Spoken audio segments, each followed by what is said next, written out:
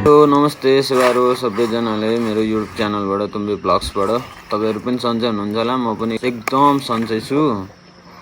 आज चाहिँ म किन यो मेरो च्यानलमा आएको छु भने आज चाहिँ मेरो एउटा सानो धेरै ठुलो पनि हैन सानो सपना पूरा गर्न लागि पनि आइराछु।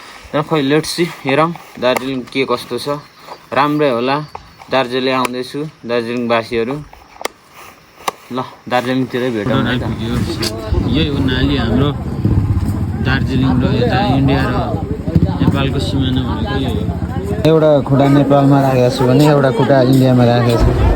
हाम्रो त्यो सिमानाबाट यता इन्डिया साइड हेरौँ न। यस्तो दामी पिच रोड बनाएर ब्रिज जस्तै मुनि डाल बिछाएर यस्तो दामी साइडमा रेलिङहरू बनाएर यस्तो दामी बनाइरहेको रहेछ। अब नेपालको अवस्थामा हेरौँ न कस्तो छ। दार्जिलिङको रेलवे स्टेसनमा रहेछ नि। रेलवे स्टेसन चाहिँ यस्तो दामी रहेछ।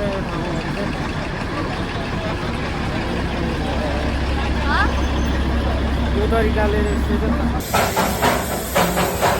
ट्रेन चाहिँ यसरी आउँदो रहेछ। ट्रेनको टाउको चाहिँ यस्तो हुँदो रहेछ।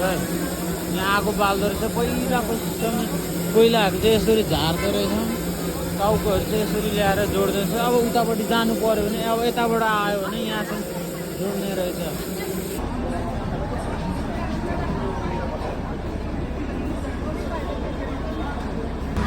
यो ट्रेनभित्र चाहिँ कस्तो रहेछ भनेर म तपाईँहरूलाई देखाउँछु।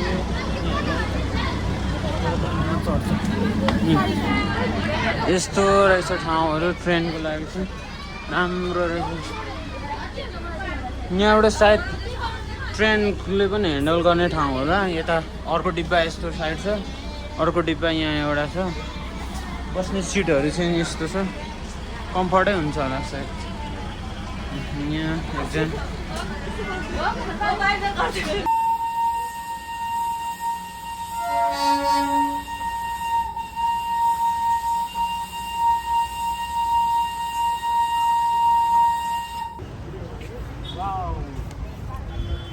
यहाँ चाहिँ यस्तो ड्रेसहरू कल्चरल ड्रेसहरू चाहिँ लाउन पाइने रहेछ। तपाईँहरू पनि गोर्खाल्यान्ड चाहिँ यस्तो ठाउँ रहेछ। दामी रहेछ। मौसम खोजिरहेको रहेछ यहाँतिर। फ्ल्यागहरू पनि यस्तो दामी ठाउँ रहेछ। गार्डनहरू ल गाइजहरू अब चाहिँ ट्रेन आउन लाग्यो। म तपाईँहरूले दार्जिलिङको स्पेसल ट्रेन तपाईँहरूले देखाउँछु है त। हेर्दै गर्नु है त। अब ट्रेन आयो ल। Wow!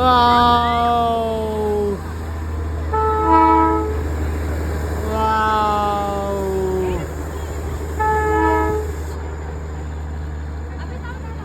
Wow! Cik.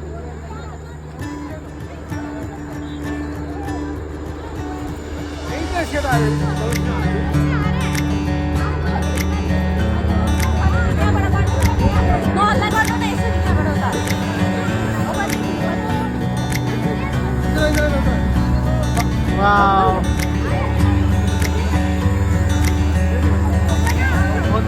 इधर जा।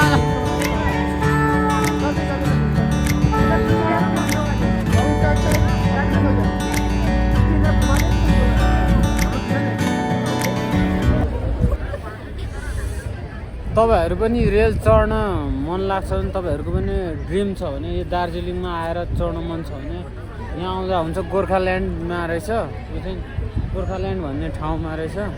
दामी छ। यहाँ तल दुईटा रेल रोकेर बसिरहेछ। अहिले रेलमा पनि फोटो खिच्यो। यहाँ सायद त्यो टावरहरू बनेछ।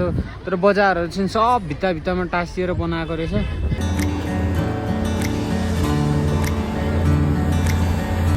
अहिले चाहिँ म यो दार्जिलिङ बजारमा छिर्न लाग्यो। अघि त्यहाँ गोर्खाल्यान्ड भन्ने ठाउँमा पुगेको थियो। अहिले चाहिँ अब दार्जिलिङ छिर्न लागेको छ बजार।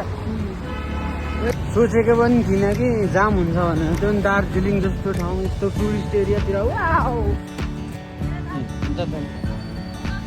यस्तो ठाउँ कस्तो ठाउँबाट घरहरू बनाएको हेरौँ। यस्तो ठाउँ रहेछ। यस्तो घर उठाइरहेको छ। लास्टै मैला छ है यहाँ यो ठाउँहरू। यही जाम भइरहेछ नि यो गाडीहरू अहिले। त्यही बाटो ट्रेनहरू हिँड्दो रहेछ नि त पुरै। यहाँ बस न, यहाँ बस।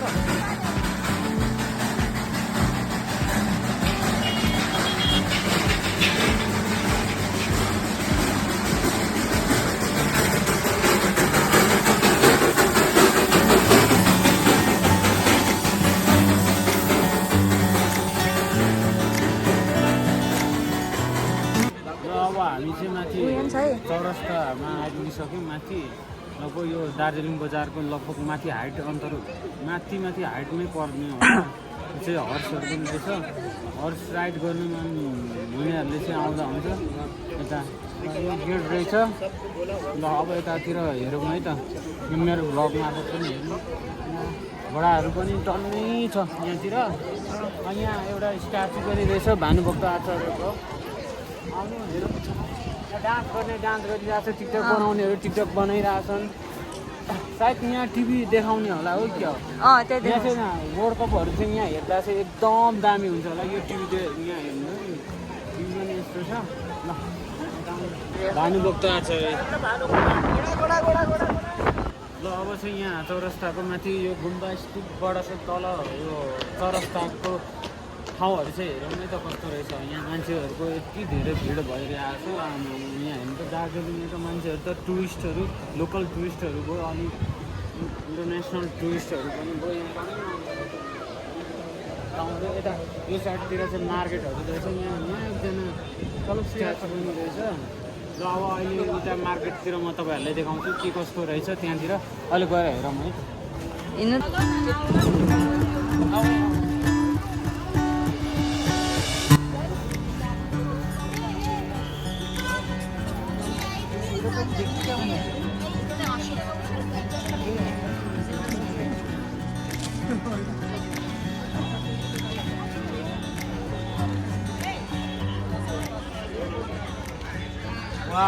कस्तो दामी ठाउँ रहेछ। एकचोटि चाहिँ आउनुहोस्, भिजिट गर्नुहोस्, एकदम राम्रो छ यार दार्जिलिङ। तर केही कुराहरूको कमी रहेछ दार्जिलिङमा चाहिँ। यहाँ जलपहाडी यहाँ एउटा छ, यतापट्टि एउटा जलपहाडी छ। यो चाहिँ सायद पछि थपेको होला यो गभर्मेन्टले। यो चाहिँ ब्रिटिसहरूले नै बनायो। चटपटे बनाइदिनु ल हामीलाई। कति ठाउँ 3 ठाउँ होइन। ल पानीपुरी ल पानीपुरी बनाइदिनु पहिला। यो दार्जिलिङको चटपटे पसल चाहिँ यहाँ रहेछ दामी। कति वर्ष भयो यहाँ तपाईँले बनाउनु थाल्नु भयो? 40 वर्ष भनेपछि त 4-5वटा बिल्डिङ छडाइसक्नु भयो होला यहाँ चटपटे पसल गरेर है। किन त अब बस्यो भने त कमाएर खाइन्छ गर्नुपर्छ।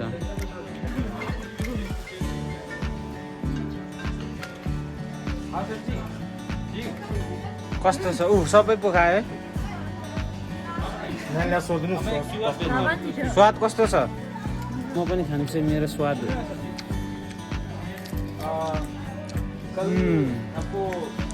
दाइले चाहिँ आज चटपटे बनाउँदै हुनुहुन्छ। हेरौँ परिकार मात्र कति धेरै छ।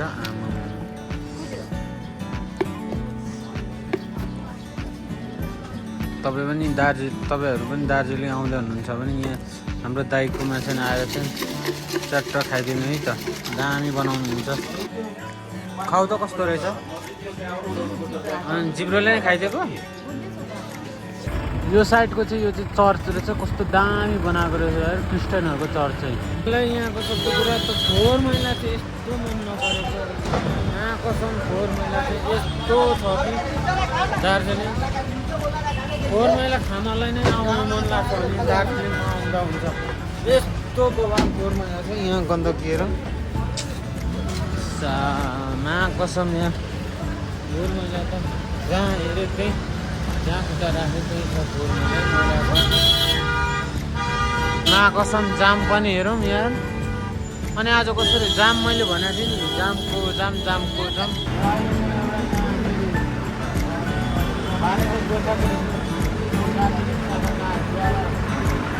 बनाएको 2023 सालमै स्थापना गरेको रहेछ यो चाहिँ। मेजर दुर्गा मल्ल। त्यस्तो दामी घोडाहरू पहिला यता यो साइडमा चाहिँ सेम एउटा लन्डनको डिजाइन एउटा के अरे घन्टाको यहाँ चाहिँ ब्रिटिसहरूले नै सायद यो पनि बनाएको छ दामी छ ल तपाईँहरू पनि भिजिट गर्न आउनु अहिले चाहिँ हामी चाहिँ माथि दार्जिलिङको जापानिज मन्दिर चाहिँ आइपुगिसकेको छ यो चाहिँ सायद जापानको मोडलहरूमा बनाएको जस्तो लाग्छ निकै ठुलै छ लगभग एउटा कस्तो भयो सेतो सेतो सेतो कलरकोबाट बनाएको रहेछ यस्तो निकै ठुलो लगानीले नै बनाएको जस्तो लाग्छ यसो टुरिज्म एरिया नै जस्तो लाग्छ किनभने यहाँ टुरिस्टहरू यति धेरै आउँदो रहेछन् हामी यता पनि देखाउनु यहाँ यो साइडमा चाहिँ हाम्रो बुद्धको स्ट्याचु पनि छ यहाँ यो साइडमा अनि यता यो साइडबाट हेर्न सक्नुहुन्छ यताबाट चाहिँ हाम्रो आउने साइड यो तल पार्किङ साइडहरू त्यहाँ रहेछ त्यहाँबाट यो साइड स्टोनले नै बनाएको स्टोनबाट खोपेर बनाएको हो यो दामी दामी आर्टहरू बनाएको छ यहाँ माथि हेर्नु त्यो बुद्धहरू चाहिँ जस ज्ञान दिएर बसेको र बुद्धको शिष्यहरूले चाहिँ आफ्नो ध्यान चाहिँ बुद्धलाई नै दिइराखेको जस्तो आर्टहरू कोरिएको छ अब यस्तो दामी दामीहरू यो कस्तो दामी दामी बनाएको छ होइन नाइटो पनि यति राम्रो बनाएको रहेछ यो यहाँ चाहिँ बुद्धले चाहिँ आफ्नो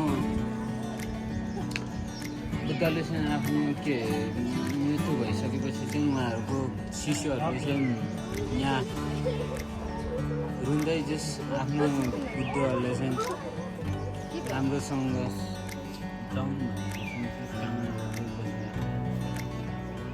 अब यो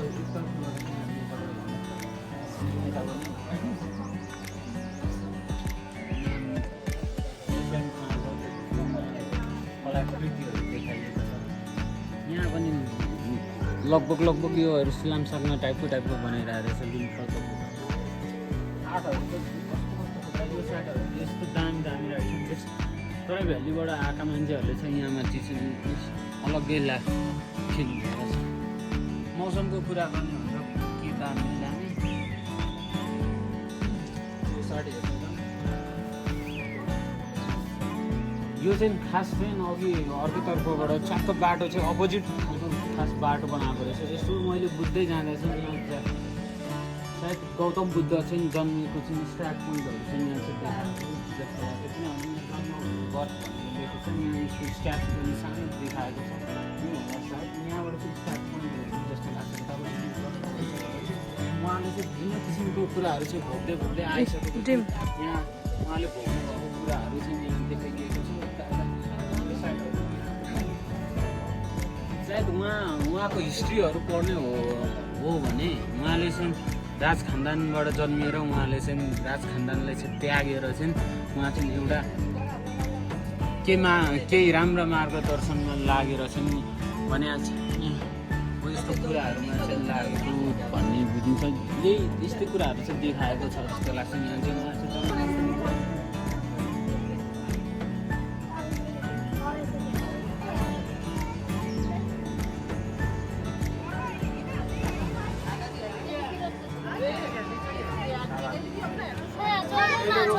দেখতে পারবে না 5 জায়গা আছে মেন জায়গাটা দেখতে পারবে না এখানে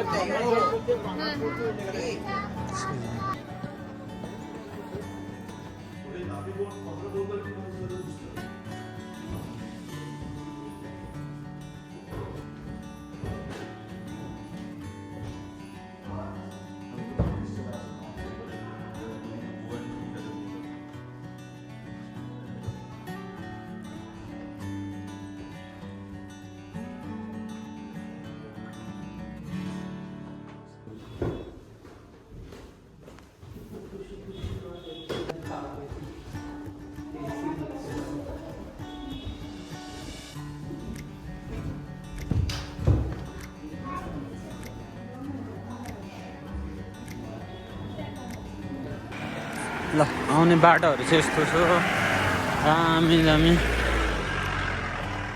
पार्किङ गर्न जग्गै छैन